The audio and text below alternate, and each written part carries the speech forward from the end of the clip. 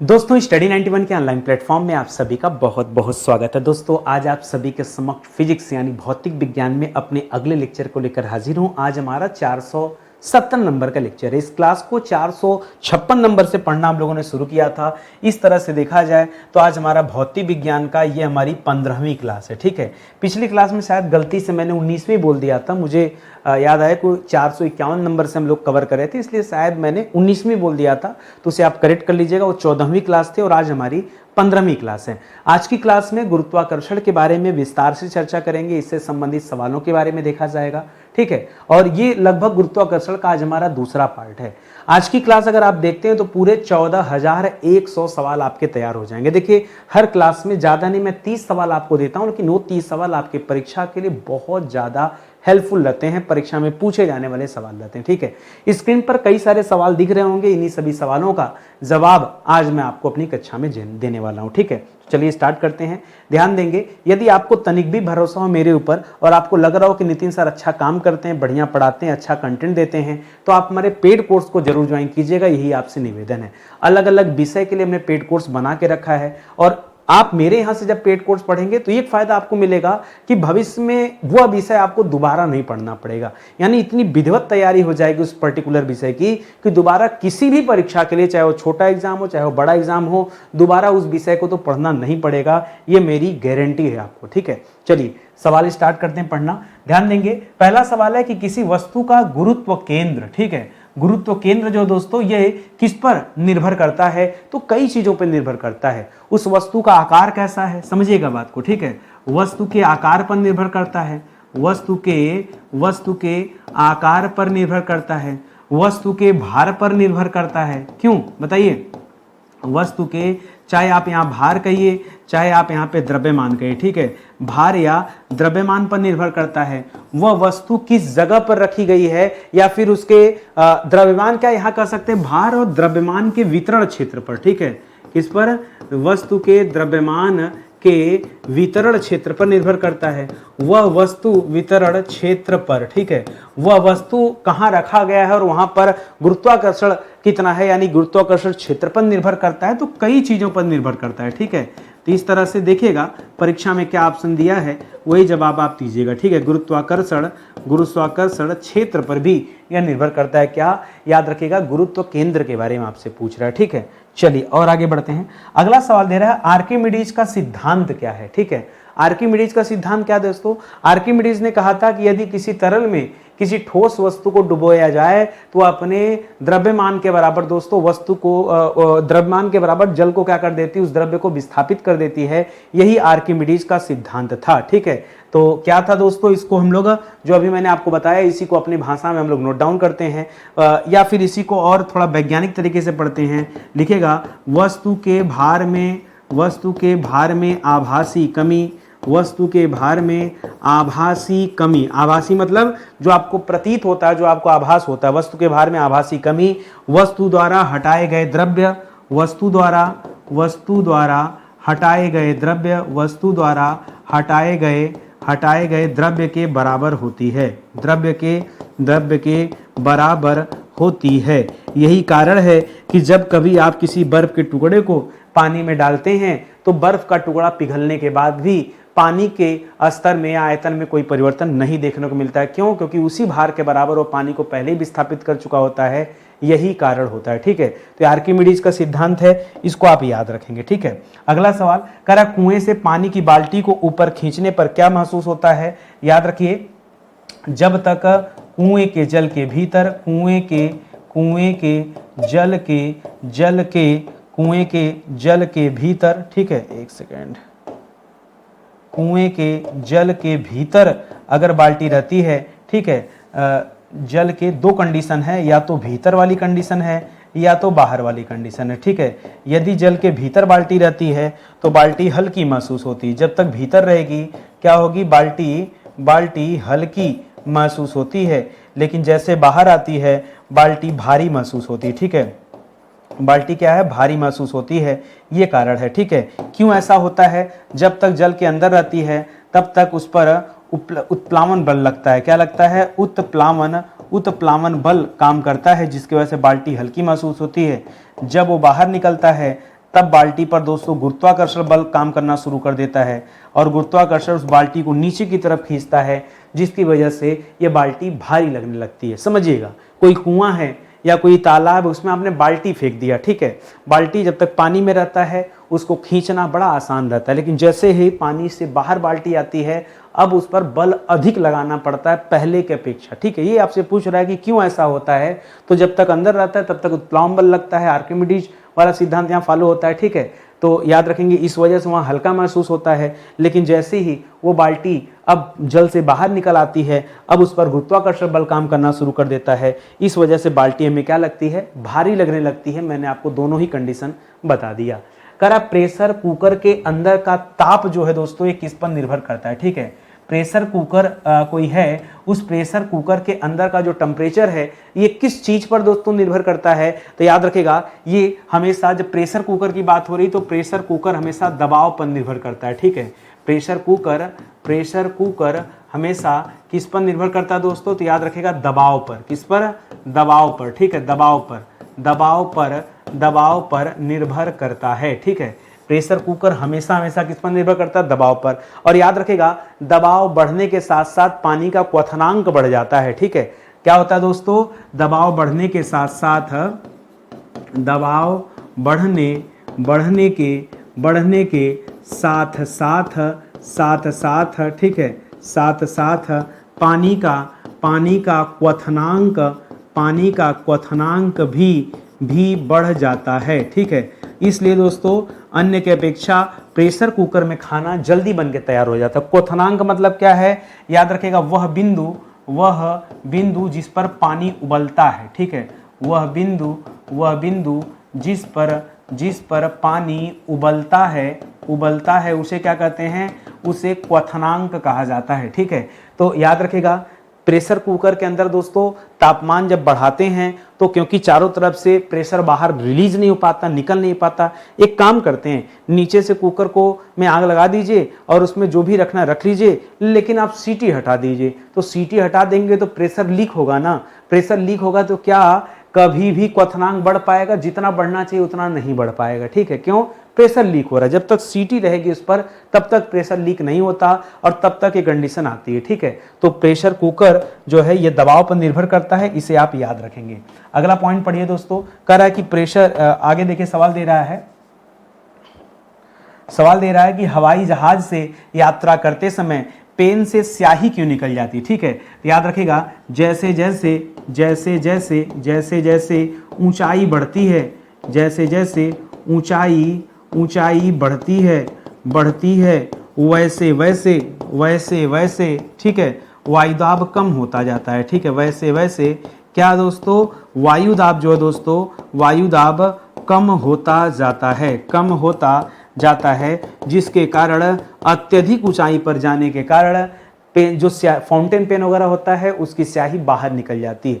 ऐसा केवल हवाई जहाज में बैठने पर ही नहीं होता है, आप हेलीकॉप्टर बैठेंगे तो भी ऐसा हो सकता है, या अत्यधिक ऊंचाई पर जब पहाड़ों पर आप चढ़ते हैं तब भी ऐसा होता है, वहां भी वायुदाब। कुल मिला जुला के ऊंचाई पे जाने से मतलब है, हवाई जहाज हेलीकॉप्टर मतलब नहीं है, समझ रहे हैं ना बात को। जितना ज्यादा ऊंचाई पे जाएंगे वायुदाब घटता जाएगा और इस तरह के घटनाएं दोस्तों घटित हो सकती हैं। आगे देखिए, करा जेट इंजन स्ट्रेटोस्फीयर को हम लोग क्या कहते हैं, इसे हिंदी में कहते हैं समताप मंडल। क्या कहते हैं दोस्तों, इसे कहते हैं समताप मंडल। आगे क्या कह रहा है, कह रहा है जेट इंजन स्ट्रेटोस्फीयर में आसानी से उड़ता है। क्यों, क्योंकि दोस्तों जो समताप मंडल है, ध्यान दीजिएगा, समताप मंडल में ठीक है, ठीक है, बादल नहीं होते, ठीक है, बादल नहीं होते, ठीक है, नहीं होते हैं, मौसमी घटनाएं नहीं घटती हैं, ठीक है, समझिएगा। मौसमी घटनाएं जैसे बारिश वारिश हो गया, ठीक है, घटनाएं नहीं घटती हैं, ठीक है, नहीं घटती हैं। कुल मिला जुला के मौसम वहाँ स्टेबल होता है। इसी वजह से चाहे जेट इंजन हो चाहे हवाई जहाज हो, ये सब कहाँ उड़ते हैं, समताप मंडल में उड़ते हैं। जेट इंजन ही नहीं, चाहे जेट इंजन की बात करें चाहे हवाई जहाज की बात करें, ये हवाई जहाज भी दोस्तों कहाँ उड़ते हैं, तो याद रखिएगा ये सब समताप मंडल में ही उड़ते हैं। इस बात को भी ध्यान दीजिएगा क्योंकि वहाँ मौसमी घटनाएं नहीं घटती हैं, समस्त मौसमी घटनाएं ये क्षोभ मंडल में घटती हैं। याद रखिएगा कभी परीक्षा में पूछे कि मौसमी घटनाएं किस मंडल में घटती हैं, तो क्या याद रखेंगे, क्षोभ मंडल में। वैसे इस तरह के जो सवाल हैं ये आपके विश्व के भूगोल के अंतर्गत आपको वायुमंडल वाले चैप्टर में विधिवत पढ़ाए गए हैं। और अब तक मैंने 6 विषय आपको पढ़ा दिया। कितना विषय? अब तक मैं 6 विषय आपको पढ़ा दिया, जिसमें एंशिएंट, मिडावल, मॉडर्न, भारतीय राज्य व्यवस्था, विश्व का भूगोल और भारत का भूगोल शामिल है। 6 विषय समाप्त करके अब अपने 7वें विषय को हम कवर कर रहे हैं। ठीक है, साथ में जुड़े रहेंगे तो धीरे धीरे करके हर एक विषय पर इसी तरह से चर्चाएं हम लोग करते हैं। ठीक है, आगे बढ़िए। करा यदि सूर्य और पृथ्वी के बीच की दूरी 1/4 कर दी जाए, ठीक है, तो याद रखेंगे, सुनिए, वर्तमान दूरी कितनी है दोस्तों? वर्तमान दूरी सूर्य और पृथ्वी के बीच की कितनी है? तो याद रखिएगा लगभग 15 करोड़ किलोमीटर। कितना है दोस्तों? लगभग 15 करोड़ किलोमीटर ये दूरी है। ठीक है, जब आप क्या करेंगे, और अब क्या कर रहा है दोस्तों, ठीक है, कह रहा है कि दूरी को 1/4, ठीक है, कर दी जाए। ठीक है, 1/4 करने पर क्या होगा दोस्तों? जब सूर्य और पृथ्वी की दूरी नजदीक हो जाएगी। अच्छा एक बात बताइए, अगर सूर्य से पृथ्वी ज्यादा दूर होती तो जो अपना चक्कर लगाती है अभी 365 दिन में, तब दोस्तों ये चक्कर लगाने में हो सकता और ज्यादा समय लगता, 2 साल लगता, 4 साल लगता, 6 साल लगता, तो ज्यादा समय लगता। तो वर्ष जो होता वो लंबा होता। जब ये पृथ्वी नजदीक आ जाएगी तो वर्ष दोस्तों छोटा हो जाएगा, क्योंकि पृथ्वी घटकर 1/4 पर आ गई है। इसलिए दोस्तों याद रखेंगे, तब स्थिति कैसी बनेगी, तो वर्ष कितने दिन का हो जाएगा? लगभग 45 दिन का हो जाएगा। ठीक है, लगभग 45 दिन का क्या हो जाएगा? 1 साल हो जाएगा। वो 365 दिन का नहीं रहेगा, वो सिर्फ 45 दिन का हो जाएगा। याद रखेंगे, कुल मिला जुला के वर्ष की अवधि क्या होगी दोस्तों? तो याद रखेंगे, वर्ष की अवधि कम हो जाएगी। क्या हो जाएगी? वर्ष की अवधि कम हो जाएगी। ठीक है, क्यों कम हो जाएगी? पृथ्वी नजदीक जो आ गई है। ठीक है, अवधि कम हो जाएगी। कोई दिक्कत? मैंने ऐसा कुछ कठिन तो नहीं बता दिया ना जो बहुत डिफिकल्ट लग रहा हो? अरे भाई, पृथ्वी को जितना नजदीक करेंगे समय उतना कम लगेगा, यही तो होगा। जितना दूर पृथ्वी रहेगी समय उतना ज्यादा लगेगा। आप देखिए ना, बुध ग्रह सूर्य के सबसे नजदीक है, उसको परिक्रमा करने में सिर्फ 28 दिन लगता है। पृथ्वी बुध से काफी दूर है, परिक्रमा करने में 365 दिन लगता है। आप बृहस्पति शनि के पास चले जाएंगे तो 10-10 साल में ये लोग परिक्रमा करते हैं, 10-10, 12-12 साल में परिक्रमा इनका पूरा होता है। तो इस तरह से जितना दूर जाएंगे उसका परिक्रमण काल दोस्तों बढ़ता जाएगा, ये आप याद रखेंगे। अगला सवाल, करा पानी से भरे बीकर में रखे बर्फ के टुकड़े के पिघलने के पश्चात क्या परिणाम होगा? देखिए, बर्फ का टुकड़ा पहले से ही अपने आयतन के बराबर पानी विस्थापित कर चुका होगा, तो जब ये पिघलेगा तब दोस्तों क्या होगा? याद रखिएगा, पानी के आयतन में परिवर्तन नहीं होगा। पानी का आयतन अपरिवर्तित रहेगा। क्या होगा? अपरिवर्तित रहेगा। क्योंकि बर्फ का टुकड़ा पहले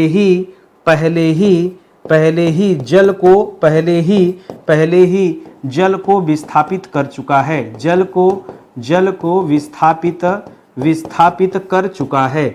इसी वजह से दोस्तों वह जो है अपरिवर्तित रहेगा। बीकर वाला जल वो पहले जितना था अब भी उतना ही रहेगा, क्योंकि बर्फ का टुकड़ा पिघलेगा ही धीरे धीरे। ठीक है, तो ये तथ्य है, इसको आप समझेंगे और याद रखेंगे। करा बर्फ का आयतन पानी के आयतन से कम होता है या ज्यादा होता है? तो याद रखेगा दोस्तों, बर्फ का आयतन पानी के आयतन से अधिक होता है। ठीक है, किसका वाला अधिक होता है? ध्यान दीजिएगा, अधिक किसका होता है दोस्तों? अधिक बर्फ का होता है, और जल का क्या होता है दोस्तों? कम होता है। ठीक है, किसकी बात कर रहा हूं?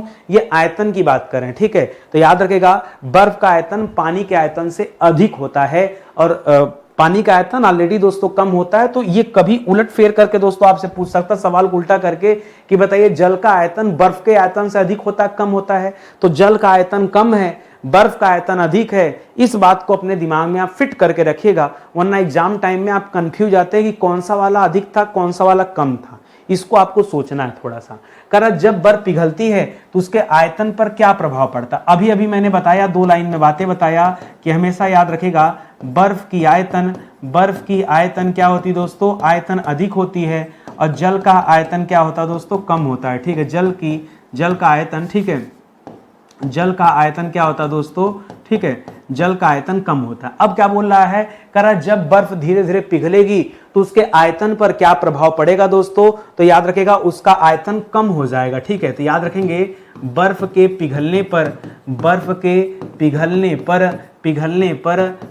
पर आयतन कम होगा। ठीक है, आयतन कम होगा। क्यों कम होगा, अरे बर्फ पिघल कर बनेगा क्या, जल, और जल का आयतन क्या होता है, कम या ज्यादा, कम होता है। तो क्यों आप जो है परेशान हो रहे हैं, अरे भाई बर्फ पिघल कर कुछ और नहीं बनने वाला है, बर्फ पिघल कर जल ही तो बनने वाला है और जल का आयतन कम होता है। ठीक है, तो इसको आप बहुत ढंग से, बहुत सलीके से आप याद रखेंगे। बच्चे बहुत कंफ्यूज रहते हैं ऐसे सवालों में। ठीक है, कह रहा पानी का घनत्व किस ताप पर अधिकतम होता है, अधिकतम यानी मैक्सिमम, बताइए वह पानी का घनत्व जो है दोस्तों, घनत्व का मतलब सीधे सीधे डेंसिटी से होता है। ठीक है, पानी का घनत्व किस आयतन पर दोस्तों क्या होता है, मैक्सिमम होता है, तो याद रखेगा 4 डिग्री सेल्सियस। कितना दोस्तों, 4 डिग्री सेल्सियस पर यह अधिकतम होता है। कभी कभी आंकड़ा फ़ारेनहाइट में दे देता है, तब आप परेशान हो जाते हैं। फ़ारेनहाइट में ये हो जाएगा 39.2 डिग्री फ़ारेनहाइट। ठीक है, तो फ़ारेनहाइट में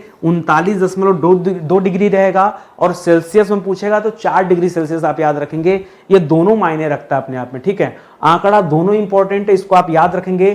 पानी का घनत्व अधिकतम कहां रहता है, 4 डिग्री सेल्सियस पर पानी का घनत्व जो डेंसिटी होता है मैक्सिमम होता है अपने पे। ठीक है, याद रखेंगे 4 डिग्री सेल्सियस पर। कई सारे बच्चे 0 डिग्री सेल्सियस छोड़ते हैं, सोचते हैं 0 पे देखिए पानी क्या हो जाता है, बर्फ में बन जाता है, और 100 डिग्री पर पानी उबलकर भाप में तब्दील हो जाता है। ठीक है, तो वो जो आप पढ़ते हैं दोस्तों अलग अलग चीजें हैं। ठीक है, आगे बढ़िए। कर बर्फ के टुकड़े जल में तैरते रहते हैं, क्यों, क्योंकि बर्फ का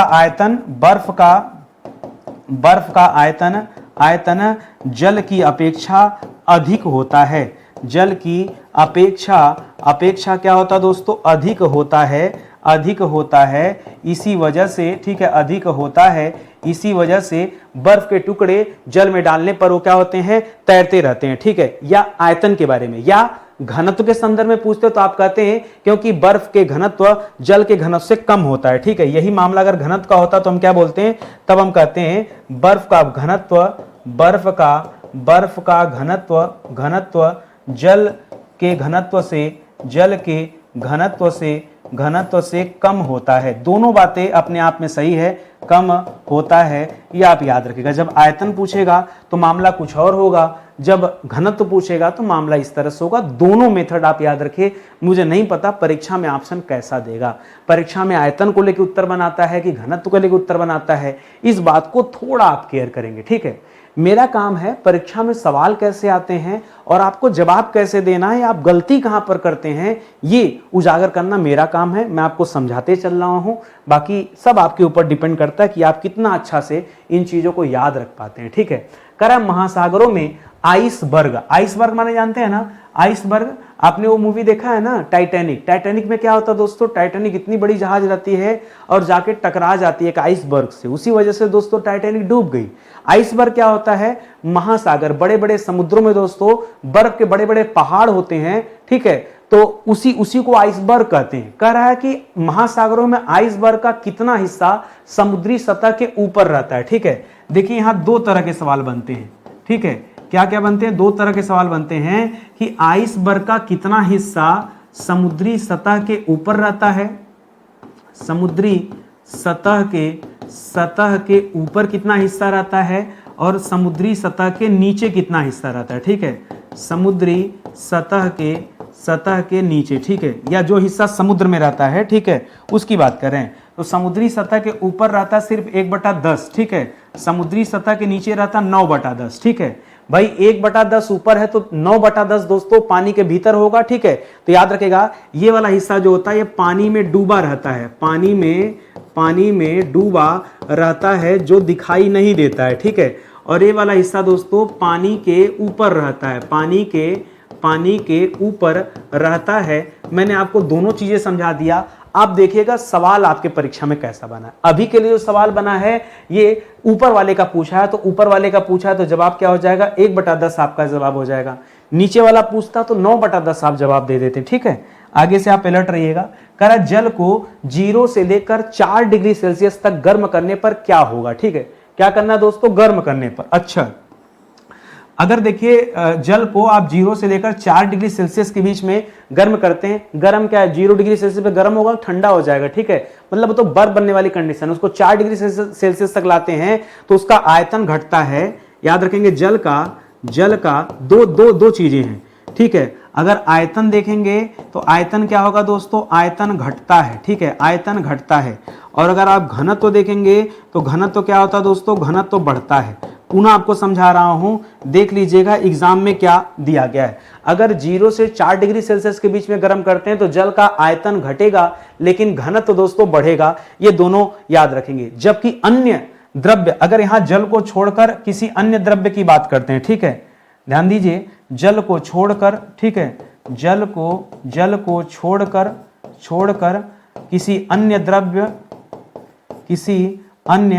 द्रव में, ठीक है, विपरीत स्थिति पाई जाती है, ठीक है, विपरीत स्थिति पाई जाती है, विपरीत स्थिति पाई जाती, ये भी आप याद रखेंगे।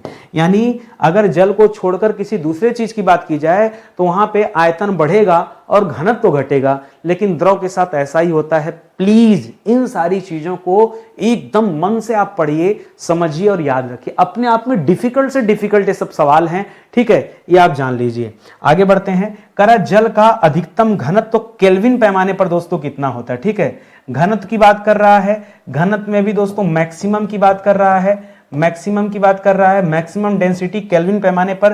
देखिए केल्विन पैमाने तो वैसे ही 273 डिग्री सेल्सियस पर होता है और जल का जो मैक्सिमम हिस्सा वो 4 डिग्री सेल्सियस पर होता है।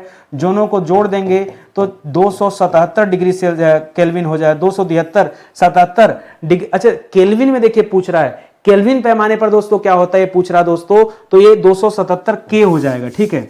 यहां देखिए 273 प्लस 4 डिग्री, दोनों को जोड़ देंगे तो 277 डिग्री केल्विन हो जाएगा दोस्तों। ये आप याद रखेंगे, ये आपके लिए बढ़िया सवाल हो जाएगा, ठीक है, दोनों को जोड़ करके, ठीक है, इस तरह से आप निकालेंगे। क्योंकि केल्विन पैमाना जो दोस्तों 273 डिग्री को इंडिकेट करता है, डिनोट करता है, उसमें 4 डिग्री और आप बढ़ा देंगे क्योंकि मैक्सिमम पूछा है, इस वजह से 277 हो जाएगा। इस बात को आप याद रखेंगे, ठीक है, ध्यान देंगे। अब तक मैंने ऐसे 6 विषय आपको पढ़ा दिया है, बहुत विधिवत पढ़ाया हूं। कोई भी ऐसा टॉपिक, कोई भी ऐसा चैप्टर नहीं है जिसपे हम लोगों ने अपनी क्लास में चर्चा न किया हो, ठीक है। ये सब कवर करते हुए अब हम आ चुके हैं फिजिक्स की क्लास पर, भौतिक विज्ञान की क्लास पर, ठीक है। और जो फिजिक्स है ये हम लोगों ने 456 नंबर से पढ़ना शुरू किया और आज हम लोग 470 नंबर की क्लास कर रहे हैं। आप ध्यान देंगे तो आज हमारा ये 15 नंबर का लेक्चर है, ठीक है, इसको आप ध्यान दीजिएगा। धीरे धीरे करके फिजिक्स भी खत्म हो जाएगा, ठीक है, धीरे धीरे फिजिक्स भी समाप्त हो जाएगा तो केमिस्ट्री शुरू करेंगे, वो भी समाप्त हो जाएगा तो बायोलॉजी शुरू करेंगे, बॉटनी शुरू करेंगे। ये सब कवर करने के बाद हम इकोनॉमिक्स पे जाएंगे, ठीक है। तो पीछे के वीडियो जाके देख लीजिए, आपके लिए बहुत हेल्पफुल रहेंगे, ठीक है। पीडीएफ बहुत सारे बच्चे डिमांड करते हैं, देखिए जो क्लास देख रहा होगा उसे पीडीएफ की जानकारी होगी, ठीक है। एक वेबसाइट है दोस्तों वैदिकी.com, ठीक है, एक वेबसाइट है वैदिकी.com, ठीक है। ये वेबसाइट पे चले जाइए, यहाँ आपको सारी क्लास की पीडीएफ मिल जाएगी। सब पैसा देना होगा कि फ्री में आपको पूरी पीडीएफ मिल जाएगी। जो क्लास में पढ़ाया गया एज इट इज यही पीडीएफ मिलेगा, ये आपको वहां निःशुल्क अवेलेबल कराया गया। वैदिकी.com आप चले जाइए, ठीक है, वहां से आप पीडीएफ जो है डाउनलोड कर सकते हैं, ठीक है। चलिए, ऊर्जा संरक्षण का नियम क्या कहता है दोस्तों? ऊर्जा संरक्षण का नियम किसे कहते हैं? ऊर्जा संरक्षण का नियम कहता है कि ऊर्जा न तो उत्पन्न होती है और ना ही क्षीण होती है, न तो उत्पन्न होती है और न ही क्षीण होती है, ठीक है, क्षीण होती है, ठीक है, क्षीण होती है, ठीक है। ऊर्जा बस एक रूप से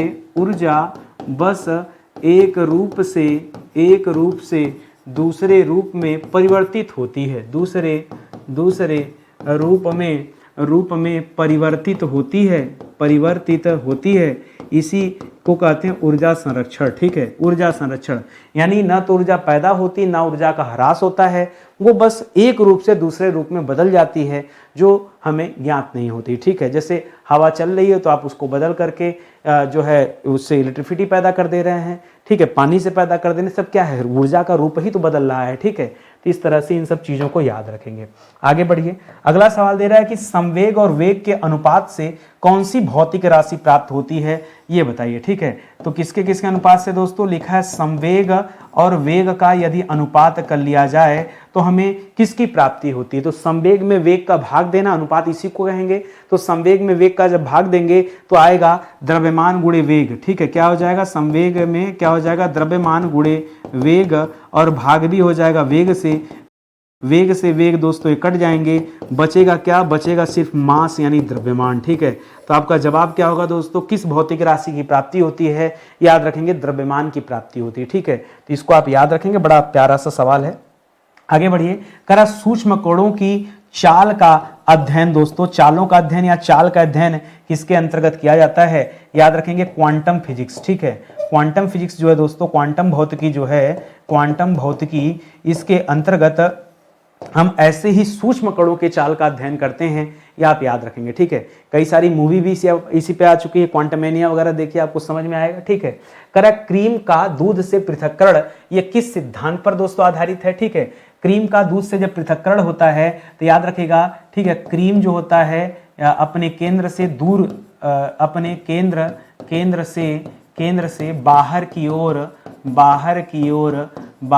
ओर चला जाता है, ठीक है, चला जाता है। और ऐसी कंडीशन कहाँ आती है, एक अभिकेंद्री पढ़ा होगा, एक अपकेंद्री पढ़ा होगा, तो ऐसी कंडीशन अपकेंद्री बल के सिद्धांत पर आती है, ठीक है। किस पर आती है, जब आप अपकेंद्रीय बल का सिद्धांत पढ़ते हैं, ठीक है, बल का सिद्धांत आप पढ़ते हैं, तब आप वहाँ देखते हैं कि कोई चीज़ अपने केंद्र से दूर जा रहा होता है, यह उसी का उदाहरण है, ठीक है। अभिकेंद्री में नज़दीक आता है, अपकेंद्री में दूर जाता है, ठीक है। अब केंद्री में दोस्तों क्या होता है, याद रखेंगे, ये दूर जाता है, ठीक है, और अभी केंद्री में क्या होता है, नजदीक आता है। तो ये आप याद रखेंगे, ये इसी का उदाहरण है। कह रहा वॉशिंग मशीन द्वारा कपड़ा धोने का सिद्धांत किस पर आधारित है, यह भी दोस्तों अपकेंद्रीय सिद्धांत पर आधारित है, ठीक है। अपकेंद्रीय बल का सिद्धांत, ठीक है, अपकेंद्रीय बल के सिद्धांत पर भी यह आधारित है, ठीक है। तो इसको भी याद रखेंगे, कई बार ये सवाल मैंने आपको पढ़ा चुका है, ठीक है। चलिए और आगे बढ़ते हैं, अगला सवाल कह रहा है ऑटोमोबाइल्स के हाइड्रोलिक ब्रेक ये किस सिद्धांत पर काम करते हैं। तो जो हाइड्रोलिक ब्रेक होता है यह पास्कल सिद्धांत पर काम करते हैं, किस पर, यह पास्कल सिद्धांत पर यह कार्य करते हैं। सवाल ये आता है कि सर पास्कल सिद्धांत क्या होता है, तो याद रखेगा, यदि किसी तरल बिंदु पर दाब लगाया जाता है, ठीक है, पास्कल सिद्धांत नोट कीजिए क्या है, यदि किसी तरल के किसी भी बिंदु पर दाब लगाया जाए, किसी भी बिंदु पर दाब लगाया जाए, ठीक है, लगाया जाए तो, ठीक है, उसके समस्त उस तरल भाग पर, ठीक है, दाब लगाया जाए तो वही दाब तरल के प्रत्येक बिंदु पर लगता है, ये आप याद रखेंगे, ठीक है। तो वही दाब तरल के प्रत्येक बिंदु पर लगता है, ठीक है, प्रत्येक बिंदु पर लगता है, इस वजह से बिंदु पर लगता है, इसी कारण गाड़ियों में, ठीक है, हाइड्रोलिक ब्रेक का यूज किया जाता है। ये ब्रेक अन्य की अपेक्षा और तेजी से काम करता है। तरल के एक बिंदु पर जितना प्रेशर लगेगा वही हर बिंदु पर काम करने लगता है, यही पास्कल का नियम है, इसी को पास्कल ने बताया था। इसी वजह से गाड़ियों में ब्रेक के रूप में हाइड्रोलिक ब्रेक का यूज किया जाता है, ठीक है, ये आप याद रखेंगे। करा अंतरिक्ष यात्री निर्वात मतलब क्या दोस्तों, निर्वात मतलब क्या है, ठीक है, शून्य ग्रेविटी, ठीक है, शून्य गुरुत्वाकर्षण, ठीक है, शून्य गुरुत्वाकर्षण जहां है उसी को हम निर्वात समझते हैं। अंतरिक्ष यात्री निर्वात में सीधे नहीं खड़े रह सकते, क्यों, ठीक है, क्योंकि वहां गुरुत्वाकर्षण नहीं होता, ठीक है, क्योंकि वहां गुरुत्वाकर्षण का अभाव होता है। इसका अभाव, गुरुत्वाकर्षण का अभाव होता है, जिसकी वजह से व्यक्ति खड़ा नहीं हो पाता। हमें खड़े रहने के लिए या हमें चलने के लिए गुरुत्वाकर्षण बल की बहुत आवश्यकता है। यदि ये नहीं रहेगा तो व्यक्ति तैरते रहते हैं। आपने कई सारी मूवी में देखा होगा कि जो प्लेन होता है, जो अंतरिक्ष में जो है प्लेन वगैरह भेजे जाते हैं, ठीक है, वहां पर देखिए आदमी तैरता रहता है, ठीक है, ऐसे पानी में, जैसे उसके ऊपर कोई बल ही नहीं काम कर रहा है। गुरुत्वाकर्षण बल की वजह से हम लोग दोस्तों ये पृथ्वी पर खड़े रहना सीख गए। इतना ही नहीं, आप किसी भी अन्य ग्रह पे जाएंगे, चाहे वो चंद्रमा ही क्यों ना हो, वहां भी चलने में कठिनाई महसूस होगी, क्यों, ग्रेविटेशनल फोर्स अलग अलग होता है, हमें आदत नहीं होती है। एक अंतरिक्ष यान जो चक्कर लगा रहा होता है में एक सेब छोड़ा जाता है तो क्या होता है, आप सेब छोड़ दीजिए, आप कोई सामान छोड़ दीजिए, जिस स्पीड से ये अंतरिक्ष यान गतिमान है उसी स्पीड से वो भी गतिमान करेगा क्या? ये सब बहानेबाजी है। कई बार आता है क्या सेब, अरे सेब में कोई एनर्जी थोड़े क्यों उड़ेगा, ठीक है। सेब हो या कोई वस्तु हो, एक लाइन में याद रखिएगा, वो अंतरिक्ष यान के साथ साथ उसी गति से गतिमान रहेगा। आप एक काम करो ना, छोड़ो अंतरिक्ष यान के बाद, ट्रेन में जा रहे हो, आपके हाथ में एक सेब है, सेब को उछाल दिया तो क्या सेब उड़ रहा है क्या? वो उसी ट्रेन में दोस्तों उसी गति के साथ दोस्तों आराम से गतिमान है, कोई नई गति इसमें नहीं आ जाती है, ठीक है। तो इसको याद रखेगा, ठीक है। तो याद रखेगा सेब उस यान में स्थिर रहेगा, ठीक है। स्थिर रहेगा क्या है दोस्तों? स्थिर रहने का मतलब है कहीं भाग नहीं जाएगा, ना तेजी से चलेगा क्योंकि उसमें कोई ऊर्जा तो है नहीं, ठीक है। आप कह सकते हैं कि अंतरिक्ष यान के साथ साथ वह गतिमान, उसी गति से गतिमान रहेगा, ठीक है। आप कह सकते हैं अंतरिक्ष यान के साथ साथ, अंतरिक्ष यान के साथ साथ उसी गति से गतिमान रहेगा, ठीक है। उसी गति से गतिमान रहेगा, ठीक है, गतिमान रहेगा, ये आप याद रखेंगे, ठीक है। चलिए और आगे चलते हैं। कह रहा है कि एक चलायमान वस्तु का वेग दोगुना कर देने पर उसकी गतिज ऊर्जा के मान में क्या फर्क पड़ेगा दोस्तों, ठीक है। तो किसी भी वस्तु का वेग अगर दोस्तों दोगुना कर दिया जाए तो जो गतिज ऊर्जा है यानी जो काइनेटिक एनर्जी है, ठीक है, जो काइनेटिक एनर्जी है वो क्या हो जाएगा दोस्तों, उसमें कितने का परिवर्तन हो जाएगा, उसमें 4 गुना हो जाएगा। गतिज एनर्जी 2 गुना बढ़ के 2 है तो 2 दूना 4 हो जाएगा, 4 रहता, ठीक है। तो 4 का स्क्वायर होता है, 4 चौका 16 हो जाता है। ये मैंने वैसे पढ़ा था, स्क्वायर में हमेशा चेंज कीजिएगा, ठीक है, क्योंकि काइनेटिक एनर्जी बराबर क्या होता है, हाफ mv स्क्वायर होता है, ठीक है। काइनेटिक एनर्जी बराबर क्या होता है दोस्तों, 1/2 mv स्क्वायर होता है, जहां m मास को रिप्रेजेंट करता है, v दोस्तों v जो है वेग को दर्शाता है, और वेग दोस्तों हमेशा स्क्वायर में होता है, ठीक है। तो इस वजह से इसको थोड़ा आप ध्यान देंगे, बहुत सारे बच्चे यहाँ कंफ्यूजन में रहते हैं, ठीक है। 2 गुना तक तो ठीक है, 4 गुना वाला जब सवाल आता है तो बच्चा सोचता है कि 4 दूना 8 करें या 4 चौका 16। मैंने समझाया 16 कीजिएगा। सड़क पर चलने की अपेक्षा बर्फ पर चलना कठिन होता है, क्यों? क्योंकि सड़क पर जब आप चलते हैं तो घर्षण बल दोस्तों काम करता है, लेकिन बर्फ पर दोस्तों घर्षण बल क्या हो जाता है, यहाँ पर जब बर्फ पे आप चलते हैं तो बर्फ में सड़क की अपेक्षा घर्षण बल कम होता है। ऐसे करिए, ठीक है, क्योंकि बर्फ में सड़क की अपेक्षा घर्षण बल कम होता है। क्या कम होता है? घर्षण बल कम होता है। इसी वजह से दोस्तों आप फिसलने लगते हैं। अगर घर्षण पर्याप्त मिलता तो आप फिसलते नहीं, घर्षण होता, फ्रिक्शन होता, चिपक जाता आपका पैर ना, घर्षण काम नहीं कर रहा है, ठीक है। तो याद रखें, इस वजह से सरकता है व्यक्ति वहां पे। आगे बढ़िए, अगला दे रहा है कि किस वैज्ञानिक ने न्यूटन से पूर्व ही बता दिया था कि सभी वस्तुएं पृथ्वी की ओर गुरुत्वाकर्षित होती हैं। यह सबसे पहले किसने बताया था? तो न्यूटन से पहले यह ब्रह्मगुप्त ने बता दिया था कि सभी वस्तुओं को पृथ्वी अपने ओर आकर्षित करती है। ये ब्रह्मगुप्त कौन थे दोस्तों? ये गुप्तोत्तर कालीन एक गणितज्ञ थे, ठीक है, गुप्तोत्तर कालीन गणितज्ञ, ठीक है। क्या थे दोस्तों? यह गणितज्ञ भी थे, और इसके अलावा दोस्तों ये बहुत बड़े खगोल शास्त्री भी थे, तभी तो इनको खगोल का ज्ञान था, ठीक है, खगोल शास्त्री भी थे। ये भी तथ्य आप याद रखेंगे। तो ब्रह्मगुप्त ने दोस्तों न्यूटन से पहले बता दिया था, ये आप याद रखेंगे, ठीक है। और आगे चलिए, अगला सवाल कह रहा है कृत्रिम उपग्रह पृथ्वी से कैसे ट्रैक किया जा सकता है दोस्तों? ये जो कृत्रिम उपग्रह है, ठीक है, जो सैटेलाइट वगैरह, कृत्रिम उपग्रह का मतलब क्या है? सीधे सीधे सैटेलाइट से, ठीक है। जो सैटेलाइट है दोस्तों, पूछा जा रहा है इसको कैसे ट्रैक किया जाता है, तो कई सारे मेथड हैं। पहले दोस्तों इसे डॉपलर प्रभाव से ट्रैक किया जाता था। किससे? डॉपलर प्रभाव से ट्रैक किया जाता था। अब तो दोस्तों जीपीएस सिस्टम आ गया है, ठीक है। अब क्या हो गया दोस्तों? अब तो जीपीएस सिस्टम आ गया है, या नेविगेशन सिस्टम आ गया है, ठीक है। तब उसके माध्यम से भी दोस्तों हो जाता है। तो आप देखिएगा थोड़ा सा एग्जाम में क्या दिया है, जीपीएस वाला दिया ऑप्शन या फिर डॉपलर प्रभाव ही दिया है, याद रखेंगे इसको, ठीक है। और आगे बढ़िए, कह रहा है पेंडुलम की घड़ी जो दोस्तों ये अलग अलग ऋतु में क्या हो जाती है। अब देखिए मैं यहाँ समझा दे रहा हूँ, 2 चीजें याद रखनी है। एक दोस्तों ग्रीष्म ऋतु याद रखना है, दूसरा दोस्तों शीत ऋतु याद रखना है, ठीक है। ग्रीष्म ऋतु और शीत ऋतु, इन दोनों में होता क्या है ये समझ आइए, मैं आपको बता रहा हूँ, ठीक है। देखिए होता क्या है, यहाँ तापमान बढ़ जाता है, ठीक है, समझिएगा। यहाँ तापमान बढ़ जाता है जब गर्मी के समय में, ठंडी के समय में तापमान घट जाता है। और इसके फलस्वरूप क्या होता है, जब तापमान बढ़ जाता है दोस्तों, तो याद रखिएगा पेंडुलम, जो पेंडुलम है घड़ी का, ठीक है, पेंडुलम जो है दोस्तों, पेंडुलम, ठीक है, पेंडुलम का आकार क्या हो जाता है दोस्तों, आकार भी बढ़ जाता है, ठीक है। पेंडुलम का आकार ठंडी के समय में दोस्तों घट जाता है, ठीक है। आकार ठंडी के समय में क्या हो जाता है दोस्तों, घट जाता है। अब देखिए आगे क्या होगा, आकार बढ़ने घटने से, आकार बढ़ेगा तो याद रखिएगा यहाँ पर आवर्तकाल जो है दोस्तों, आवर्तकाल भी बढ़ जाएगा।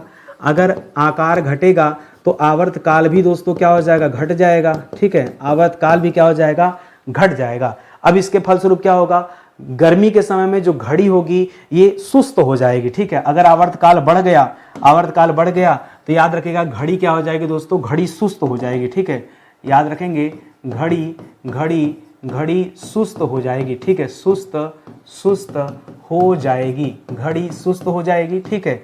लेकिन जब आवर्तकाल दोस्तों घट जाता है, ठीक है, तब आवर्तकाल बढ़ जाता है तो घड़ी सुस्त हो जाती है। जब आवर्तकाल घट जाता है तो घड़ी तेज हो जाएगी, ठीक है, तेज हो जाएगी। ये मैंने पूरा कंडीशन आपको बता दिया। अब इससे ज़्यादा कुछ भी नहीं है, जो कुछ है वो इसी के इर्द गिर्द घूमता नजर आएगा। मैं पहले भी आपको पढ़ा चुका हूं, एक बार पुनः आपको फिर से समझा रहा हूं, इस बात को आप याद रखिएगा, ठीक है। आगे बढ़िए, कह रहा रेडियम तत्व की खोज किसने किया था, ठीक है। तो याद रखिएगा क्यूरी बंधुओं ने, ठीक है। या दो लोगों का नाम लिखेगा दोस्तों यहाँ पर, ठीक है, दो लोगों का नाम लिखेगा। किसने दोस्तों खोज किया था, मैडम क्यूरी, ठीक है,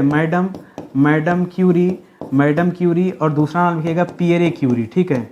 मैडम क्यूरी और पियरे क्यूरी ने किसकी खोज किया था दोस्तों, रेडियम जो तत्व था उसको दोस्तों इन्होंने ढूंढा था, ये आप याद रखेंगे। एक सवाल और याद आइए, मुझे दिमाग में आ गया, पेनिसिलिन की खोज दोस्तों किसने किया है, ठीक है, पेनिसिलिन, ठीक है, पेनिसिलिन की खोज किसने किया है, तो याद रखेंगे परीक्षा में खूब पूछा जाता है, अलेक्जेंडर फ्लेमिंग ने। किसने, अलेक्जेंडर फ्लेमिंग ने किया है, ठीक है। रेडियो धर्मिता की खोज किसने किया दोस्तों, ठीक है, बेकुरल ने, ठीक है। रेडियो धर्मिता, ठीक है, रेडियो धर्मिता की खोज, ठीक है, रेडियो धर्मिता की खोज ये पूछेगा तो बेकुरल बताएगा, हेनरी बेकुरल ने, ठीक है, हेनरी बेकुरल, ठीक है, बेकुरल, ठीक है, बेकुरल ने किया है। एक बार इससे आप दोस्तों चेक भी कर लीजिएगा, मुझे तो ये दिमाग में आ रहा है, ठीक है, कुछ तो यहाँ पे है, ठीक है। चेचक के टीके की खोज दोस्तों किसने किया है, बड़ा फेमस नाम है, एडवर्ड जेनर। किसने किया दोस्तों, चेचक के टीके की खोज किसने किया है, एडवर्ड जेनर ने किया है, ठीक है, एडवर्ड। इस तरह के सवाल हम लोग बायोलॉजी वाले टॉपिक में खूब अच्छे से कवर करेंगे, फिलहाल यहाँ आ गया होगा, ठीक है। एक और लिखेगा, एक्सरे की जो किरणें हैं दोस्तों उसको किसने खोजा था, एक्सरे की किरणें, ठीक है, उसको विल्हम ए रोंटगन ने खोजा था, ठीक है, एक्सरे की किरणें, ठीक है, एक्सरे की किरण की खोज, ठीक है, किरण की खोज किसने किया था दोस्तों, तो विल्हम रोंटगन, ठीक है, किसने किया था, विल्हम ए रोंटगन, ठीक है, विल्हम ए रोएंटजन, ठीक है, रोएंटजन, ठीक है, रोएंटजन ने किया था। ये भी दोस्तों आप याद रखेंगे, ठीक है। बाकी चेचक के टीके का एडवर्ड जेनर है, तो ये भी आप याद रखेंगे, ठीक है। ब्लड ग्रुप की खोज किसने किया था दोस्तों, कार्ल लैंड स्टीनर ने किया था, ठीक है। 4 ब्लड ग्रुप होते हैं, ओ होता है, ए होता है, बी होता है और ए बी होता है, सभी में प्लस माइनस भी होता है, आरएच फैक्टर होता है, ये सब चीज़ें आप याद रखेंगे, ठीक है। आएगा बायोलॉजी आएगा, उसमें हम विस्तार से चर्चा करेंगे, अभी घबराइए नहीं, ठीक है। अभी हम लोग फिजिक्स को कवर कर रहे हैं और विधिवत दोस्तों आप इसको स्टडी कीजिए, और भरोसा है नितिन सर पर कि नितिन सर अच्छा पढ़ाते होंगे, तो एक मौका हमें दीजिए। हमारे पास अलग अलग सब्जेक्ट के भी कोर्स हैं और अलग अलग परीक्षा के लिए भी कोर्स हैं, आपको जो उचित लगे उसे आप ज्वाइन कर सकते हैं, ठीक है। कहीं कोई डाउट है, कुछ समस्या है, कुछ पूछना जांचना है तो हमारा हेल्पलाइन नंबर है, इस नंबर पे कॉल कर सकते हैं या सीधे व्हाट्सएप पे आप हमें मैसेज दे सकते हैं। जो हमारे सारे कोर्स हैं वो अब स्टडी 91 ऑफिशियल पे चलते हैं, इसे आप डाउनलोड कर लीजिए प्ले स्टोर से। सभी के सभी कोर्स में आपको डेमो क्लास भी मिल जाएगा, तो पहले डेमो देखिए, सेटिस्फाई होइए, अच्छा लगता है तो परचेज कीजिए, कोई जोर जबरदस्ती नहीं है, ठीक है। और आपसे ये कहना चाहूँगा कि जो हमारा जीएस का बैच है एक बार उसे आप ज्वाइन कीजिए, बहुत अच्छी आपकी तैयारी होगी, ठीक है। चलिए आज की क्लास ही समाप्त होती है, मिलते हैं अगले लेक्चर में, तब तक के लिए बहुत बहुत धन्यवाद आप सभी का। जय हिंद, जय Bharat. Thank you so much.